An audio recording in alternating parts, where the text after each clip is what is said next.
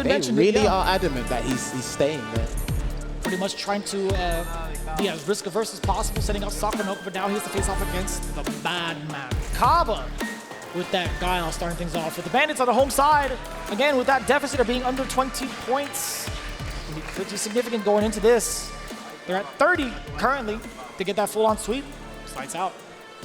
I think it's actually a very good choice, bringing Caba back on, getting him on the lineup here. Again, Sako did get the dub against Christie here, so if you got the dub against Christie, let's not run it back. Let's try and switch up our antics here. Yes. Good choice. Now remember, Valmas has a good time against Guiles in Europe, but again, different parts of the world. Sako-has got a wealth of experience with the Guiles over there at the high level. Higuchi, Daikoku, so on and so forth. And I'm pretty sure, even at the cup itself, and in and around it, Caba's got his fair share of Chun-Li experiences, so no doubt. We will see how this one pans out here. This 10 points, so this last encounter between the two is super vital because we will get a winner after this. Yeah, surprisingly enough, when you look at the, if you recollect Street Fighter League US, I don't think there were that many Chun-Li representatives for him to really kind of grind out against. True. It's going to be a huge statement to make, too. But he's made such a big progression since then up until this very point of the stage because he's been actively taking dubs, and if not that, top threes in a lot of these events. Well, speaking of active, he already drive rush bazooka knees in to try and close the gap here. Now, you can Serenity Stream under a Sonic Boom and try and punish with a crouching medium punch. But you do have to get in the right spacing. Hazanshu can work as well as a hard read. I'm sure Caba, he's going to have to take some risks here and there, but got to be careful and identify what read. Yeah, see, he's already tried to do a light Hazanshu. That is relatively safe on block, I believe. I want to see the exchange of Caba reading that exact moment and using an upside down kick. We have seen that before. You can do that, but you've got to basically tempt him into doing it. Of course. And the perfect parry on the upside down kick goes into a drive impact. Set yourself up for the safe jump.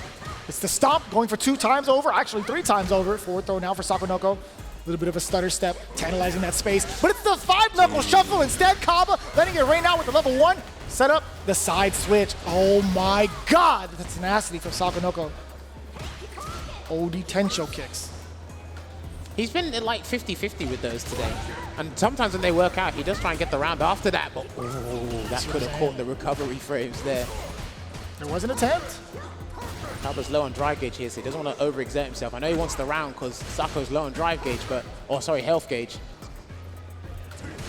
Upside down kick again, doing it from a really safe distance. It was like max distance on the heel. And it does go over crouching medium kick as well. We know that Chun-Li players, Sako likes to use it, so if he clips a crouching medium kick with upside down kick, that would be pivotal. Oh, and the overhead, he wasn't ready for it. More than enough damage if he decides to cash it out. Oh, level 2. Yeah, level 2 would be fine. It might be the hard punch afterwards. Quite. Yeah, into level 1, yeah. But I think no matter what, level 3 or level 2 into that sequence would have been just fine. That's fine. Splurged all the resources, necessary investment. Goes back in with a full drive stock anyway, so it's fine. Ooh. Still holding parry there. Interesting. He thought Caba might press a light just in case of the trade interaction there. Oh, and the delay is so sneaky as well. Caba, as he was inching closer, I think when he was within throw range, let that low medium kick fly. Well, it's high, low, or throw, and he combos off the overhead and the crouching medium kick into the combo, That is fair, yeah, that's right. That was the least of your concerns. Gets the punish. Was in range to punish that because that is -8 on block there, and there is a 7-frame forward medium punch. Still weighing it out. Caba assessing the spacing here. And Sako really tried to get in the throw range there. It looked like. Ooh, he catches it. Big damage here. Look at that. That is insane. It's the first Sonic Boom he's caught, if I'm not mistaken. Oh. He thought he was going. He was dedicated to the tick throw. Rushes in. Has to deal with the pressure here. What's the next choice going to be? Walk up throw. Caba can sneak in another one. Sako can do it. Okay, still in Serenities. He let out a little chuckle as well. I was looking immediately at his player cam. He's like, wait, what? I'm still stuck in this. Oh, we're going to do this stance? Oh, okay. Well, at least Caba got the round, though. That's the most important part for Team Bandits here. Still has that level 3 locked and loaded, and he's going to do the Hoyoku-sen to go through the OD Sonic Boom to take even more drive gauge away. And that's really good using that level 2 to like react to OD fireballs. You're taking more drive gauge away in that exchange. Backs away. Caught him. Oh, you still get to catch that. Yeah, because it was mid-air and also off of a drive rush. That was beautifully executed from Sako. That was so sick. Dude, that was fire. I'm not going to lie. Eat your heart out, Rob TV. Chases him down here, gets another grab, does Caba. Try to bait something there, it seemed like, by holding the parry. Trying to feint a drive rush attempt. Still standing up. He needs a level 2 conversion, something, any way, shape, or form. Caba throws a sonic boom. Every sonic boom will be dangerous. That's why he's whiffing stand medium punch. Still doing it. Drive rushes in to close the gap. Oh, you see that compact spin? Oh, wait, hold on, wait a minute. Still trying to do it here. Sako might be allocating his brain power to something else, but as he does that, Caba just needs one hit and get the conversion to level 3. But what button is it going to be from? Ooh. Still looking at it from the roundhouse. That's his go-to button. Oh. Damn, that was so deceptive. That was mad deceptive. Sneaking in that dash against Caba when he was vulnerable. Immediately after the drive rush and the fireball clash. Really, really smart. Yeah, one of the biggest things in this matchup that we've noticed over the time is obviously Chun-Li and Guile being able to follow behind their booms, and what leads after that can be really, really hard to guess. You could say the same thing about Guile with his light sonic boom. But absolutely for both, for sure. Yeah, for sure. And I've been saying this with James and a few other commentators as well. When they do certain projectiles, especially the slow-moving ones, if you get the perfect parry, both of you aren't really ready for it. You have to be ready for the punish, and there's the Hazanshu into the light spinning bird kick. Big damage here coming through for Caba into the flash kick. Good patience and understanding of how to circumvent the projectiles and just navigate that horizontal space in general from Sakonoko, I've got to say. Oh. Some down kick. Oh. Beat him to the punch there. Getting her own forward heavy kick. A little tricky. There's a little bit of a shuffle. Sakonoko trying to counter hit with the jab, but no, Caba was just out of the range. So holding it down again. It's always that. Oh. What a jump. Hard read there. He needed to do that to get something started. Get the engines revving. Oh. Can't be. No. Ah, and it's always going to be the heel stomp. Yeah, that forward heavy kick coming from Caba. Low health, which means you're inclined to move forward, which means you're going to walk into a normal at some point. Not forward heavy kick, excuse me. It's that heavy kick, yeah. My mistake. But go on. No, I've already finished my point, so. All right. You see Caba is very much so looking for some of the low usage from Sakonoko. He's throwing out a lot more of the upside down kicks in this matchup, or at least in this round. All right, there we go.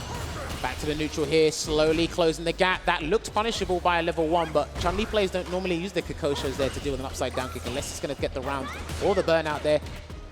To get a Hazanshu.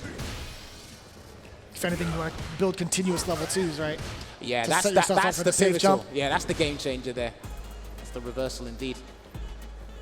Still weighing it out here. Got to be very conscious of that stand heavy kick from Caba. Can't even throw out some of the I did say! Jesus! You've got to be careful of that stand heavy kick from Caba, and he converts into crossfire somersault, and he's looking to equalize here. Mind reader, Nostradamus.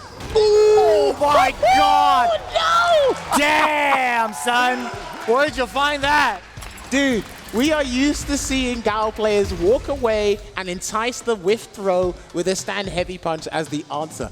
This time, he goes for a heavy kick into the tongue. Is there anything this man cannot do?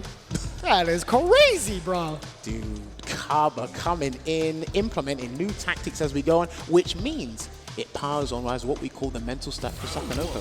Yeah. Am I going to throw tech? Maybe try backdash. Maybe do a delayed jump back. That's if we get into that precarious situation again, but boy, that was brilliant. The ingredients are there, now the layers are set, so we'll see. Oh, that was so slick. Just walk up, crouching medium punch? He said counter hit though. I'm not sure what he could have got after that in terms of frame data. He did press forward medium punch, and that's the same startup as crouch medium kick, so.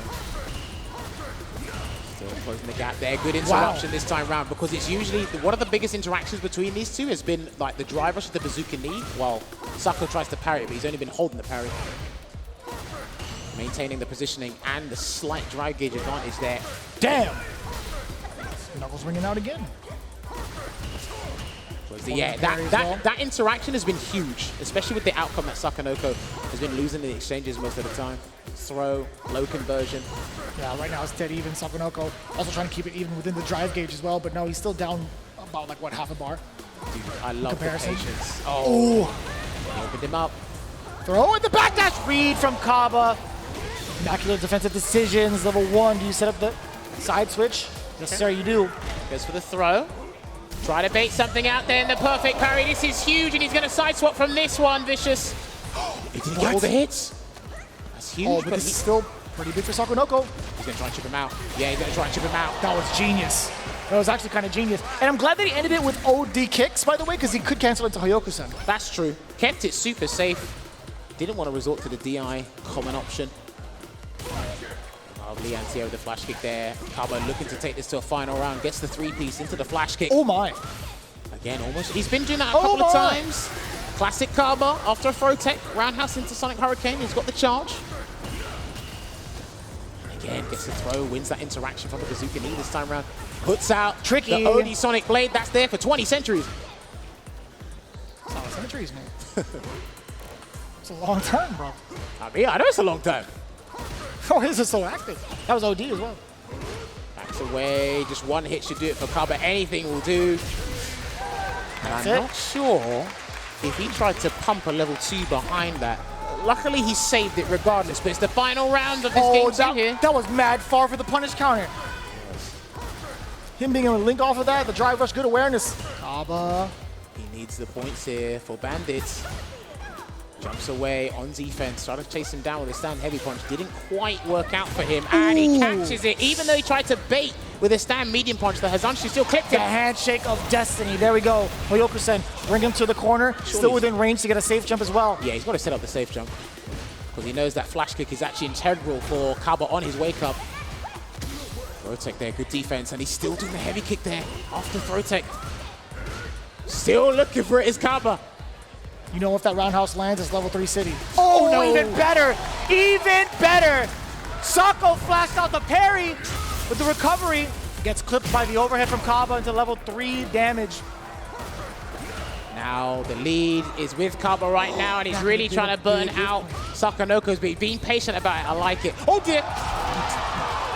Now. Jammers, I gotta ask you a question. That was a forward fierce, but it was after the drive rush flash. Sonic boom intention or no? I think he just wanted to backhand him with the face. Okay, all right, that's acceptable. I genuinely thought maybe like an 8-up input and he got forward fierce anyway. Maybe, but either way, it covers a lot of ground. That's plus a block anyway. Listen, it hit my cheeks. I'm not gonna lie, that was actually very fortuitous there.